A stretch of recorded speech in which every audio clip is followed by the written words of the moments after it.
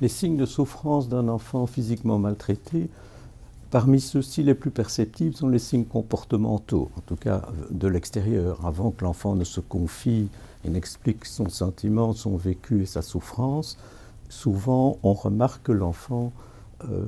présente certains comportements qui évoquent qu'il puisse être agressé régulièrement et maltraité par son entourage. Il s'agit d'enfants qui, par exemple, vont se comporter de manière eux-mêmes agressive ou de manière à rechercher, entre guillemets, la sanction, la punition, à provoquer une certaine réaction de colère des personnes qui s'occupent d'eux.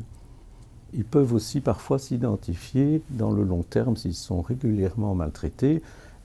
à l'agresseur et commettre des gestes semblables sur d'autres enfants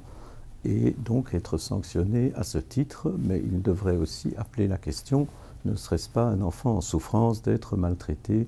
physiquement chez lui? D'autres enfants sont plus discrets et beaucoup plus effacés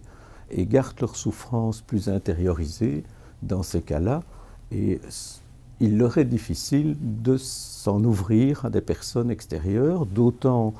qu'ils perçoivent l'enjeu, ils sont quand même attachés à leur entourage, bien sûr, comme les autres que j'ai décrits précédemment aussi. Ils sont attachés à leur entourage, ils sont loyaux, ils connaissent l'enjeu de dénoncer avec quand même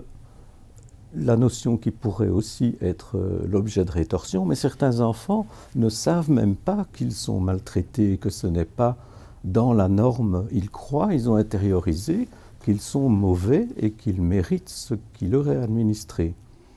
Et donc ça, c'est une des conséquences aussi de mauvais traitements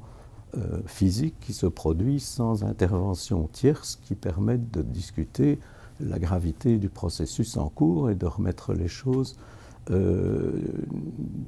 à plat, disons, de manière équitable pour que l'enfant se situe par rapport à ce qui se passe vis-à-vis de lui. Il n'en a pas toujours conscience et donc il ne s'en ouvre pas si facilement à l'intervenant de tenter quand même, à partir d'observations, de lésions, de comportements,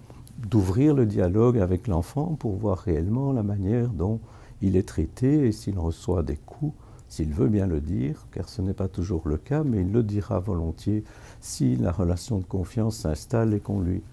j'allais dire, tend un petit peu les perches qui lui permettront de se confier.